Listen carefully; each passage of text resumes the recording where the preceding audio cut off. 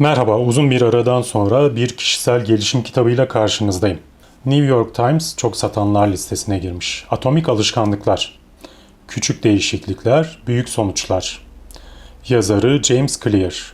Kötü alışkanlıklardan kurtulup iyi alışkanlıklar edinmek için kolay ve etkisi kanıtlanmış bir yöntem.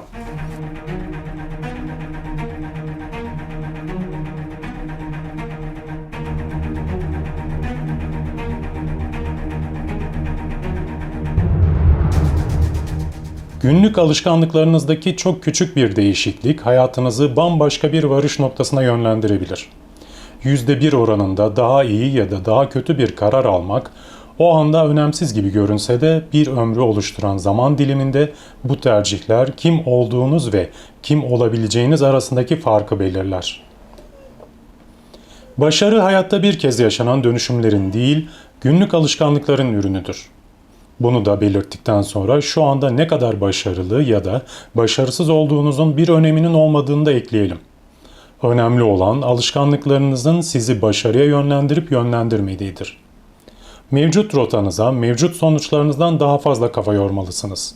Milyonerseniz ve her ay kazandığınızdan daha fazla para harcıyorsanız kötü yoldasınız demektir. Harcama alışkanlıklarınızı değiştirmezseniz bunun sonu iyi olmayacaktır. Tam tersine batak durumdaysanız ama her ay birazcık birikim yapıyorsanız, istediğinizden daha yavaş ilerliyor bile olsanız finansal özgürlük yolundasınız demektir. Sonuçlarınız alışkanlıklarınızın gecikmeli ölçüsüdür. Net değeriniz finansal alışkanlıklarınızın gecikmeli ölçüsüdür. Kilonuz yeme alışkanlıklarınızın gecikmeli ölçüsüdür. Bilginiz öğrenme alışkanlıklarınızın gecikmeli ölçüsüdür. Dağınıklığınız, temizlik alışkanlıklarınızın gecikmeli ölçüsüdür. Neyi tekrarlarsanız onu elde edersiniz. Hayatta kendinizi nerede bulacağınızı tahmin etmek istiyorsanız, tek yapmanız gereken küçük kazanç ve kayıplarınızın kavisini takip etmek ve gündelik tercihlerinizin 10 ya da 20 yıl sonra nasıl bir birikim oluşturacağını görmektir. Her ay kazandığınızdan daha az mı harcıyorsunuz? Her hafta spor salonuna mı gidiyorsunuz? Her gün kitap okuyup yeni bir şeyler mi öğreniyorsunuz? Gelecekteki sizi tanımlayan şeyler bu tür küçük savaşlar olacak. Zaman, başarı ve başarısızlık arasındaki boşluğu büyütür. Zamanı neyle beslerseniz zaman onu katlar. İyi alışkanlıklar zamanı müttefikinize dönüştürür. Kötü alışkanlıklarsa düşmana. Alışkanlıklar iki ucu keskin bir kılıçtır. Kötü alışkanlıklar sizi iyi alışkanlıkların inşa edeceği kadar kolayca parçalara ayırabilir. Detayları anlamak bu yüzden hayati önem taşır. Kılıcın tehlikeli yüzünden korunabilmek için alışkanlıkların nasıl işlediğini ve onları kendi zevkinize göre tasarlamayı öğrenmelisiniz. Alışkanlıklar özgürlüğü kısıtlamaz. Alışkanlıklar özgürlük yaratır. Hatta alışkanlıklarını ele almayan insanlar en az özgürlüğe sahip insanlardır. İyi finansal alışkanlıklarınız olmazsa her zaman iki yakanızı bir araya getirmek için debelenirsiniz. Sağlıklı alışkanlıklarınız olmazsa her zaman enerji sıkıntısı çekersiniz. İyi öğrenme alışkanlıklarınız olmazsa kendinizi her zaman eğrinin gerisinde hissedersiniz. Her zaman basit görevler için karar almak durumundaysanız, ne zaman egzersiz yapmalıyım, yazmak için nereye gitmeliyim, faturaları ne zaman ödeyeceğim gibi özgürlüğe daha az zamanınız kalır. Özgür düşünce ve yaratıcılık için ihtiyaç duyduğunuz zihinsel alanı ancak hayatın esas gerekliliklerini kolaylaştırarak yaratabilirsiniz. Şimdiki zamanda alışkanlık inşa etmek, gelecekte istediklerinizi daha fazla yapmanıza olanak sağlar.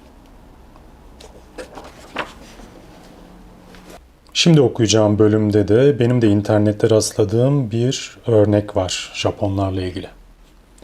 Japon demiryolu sistemi dünyanın en iyilerinden biri olarak kabul edilir. Kendinizi Tokyo'da bir trende yolculuk ederken bulursanız, kondüktörlerin kendilerine has bir alışkanlıklarının olduğunu fark edeceksiniz. Her operatör treni yönetirken farklı nesneleri işaret ederek komutlar yağdırdığı bir ritüel gerçekleştirir. Tren bir ışığa yaklaşınca operatör tabelayı işaret edip ışık yeşil der. Tren istasyonlara girip çıkarken operatör hız göstergesini işaret edip tam sürati yüksek sesle söyler. İstasyondan ayrılma zamanı gelince operatör zaman çizelgesini işaret edip saati söyler. Peronda da diğer çalışanlar benzer eylemler gerçekleştirmektedir. Her tren yola çıkmadan önce personelden biri peronun kenarını işaret edip her şey yolunda diye duyuracaktır. Her detay tanımlanır, işaret edilir ve yüksek sesle adlandırılır. İşaret etme ve seslenme olarak bilinen bu süreç hataları azaltmak için tasarlanmış bir güvenlik sistemidir. Saçma görünüyor ama inanılmaz derecede işe yarıyor. İşaret etme ve seslenme hataları %85, kazaları %30 oranında azaltıyor. Kötü alışkanlıklarımızda hızlı erişilen sonuç genellikle iyi gelir ama nihai sonuçlar kötü hissettirir. İyi alışkanlıklarımızda ise tam tersidir. Hızlı sonuç genellikle keyifsizdir ama nihai sonuç iyi gelir. Fransız ekonomist Frédéric Bastiat bu sorunu şu sözlerle çok iyi izah etmiştir. Yakın sonuç hoşunuza gittiği zaman daha sonraki sonuçların felaket olması neredeyse kaçınılmazdır. Ve bunun tam tersi de geçerlidir. Genellikle bir alışkanlığın ilk meyvesi ne kadar tatlıysa daha sonraki meyveleri o kadar buruk olur. Başka bir deyişle iyi alışkanlıklarınızın bedeli şu anda ödenir. Kötü alışkanlıklarınızın bedeli ise gelecekte. Beynin şimdiki zamana öncelik verme eğilimi iyi niyetlere bel bağlayamayacağımız anlamına gelir. Bir plan yaptığınız zaman kilo vermek, kitap yazmak ya da dil öğrenmek gibi aslında gelecekteki haliniz için plan yapıyorsunuzdur. Ve hayatınızın nasıl olmasını istediğinizi gözünüzde canlandırdığınız zaman uzun vadeli faydaları olan adımlar atmanın değerini görmek kolaydır. Hepimiz gelecekteki hallerimiz için daha iyi hayatlar isteriz. Ancak karar anı geldiği zaman hızlı haz genellikle galip gelir. Daha formda, daha sağlıklı ya da daha mutlu olmanın hayalini kuran gelecekteki siz için tercih yapmayı bırakırsınız. Karnının doymasını, şımartılmayı ve eğlendirilmeyi isteyen şimdiki siz için seçim yaparsınız. Genel bir kural olarak bir eylemden ne kadar hızlı haz alıyorsanız, o eylemin uzun vadedeki amaçlarınıza hizmet edip etmediğini o kadar şiddetli sorgulamalısınız. Atomik Alışkanlıklar kitabından paylaşacağım son bölüm. Bütün hayatınızı kendinizi bir şekilde tanımlayarak geçirdikten sonra o şey kaybolursa siz kim olursunuz? Eski askerler ve girişimciler de benzer duyguları ifade ediyorlar. Kimliğiniz, ben müthiş bir askerim gibi bir inanca bağlıysa görev süreniz dolunca ne olur? Pek çok iş sahibinin kimliği ben CEO'yum ya da ben kurucuyum türünde şeylerdir.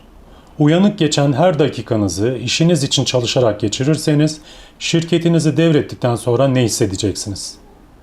Bu kimlik kayıplarını hafifletmenin anahtarı kendinizi belli rolleriniz değişse bile kimliğinizin önemli yanlarını koruyabileceğiniz şekilde yeniden tanımlamaktır. Ben bir sporcuyum anlayışı, ben zihnen dayanıklı ve fiziksel zorlukları seven bir insanım anlayışına dönüşür. Ben müthiş bir askerim anlayışı, ben disiplinli, güvenilir ve takım çalışmasında çok başarılı bir insanım anlayışına dönüşür. Ben CEO'yum anlayışı, ben bir şeyler kuran ve yaratan bir insanım anlayışına dönüşür. Doğru seçildiğinde kimlik kırılgan değil, esnek bir şey olabilir.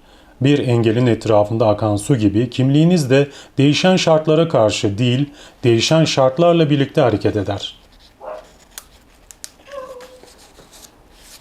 Şu Tao Te Ching alıntısı bu fikirleri kusursuz bir şekilde özetliyor.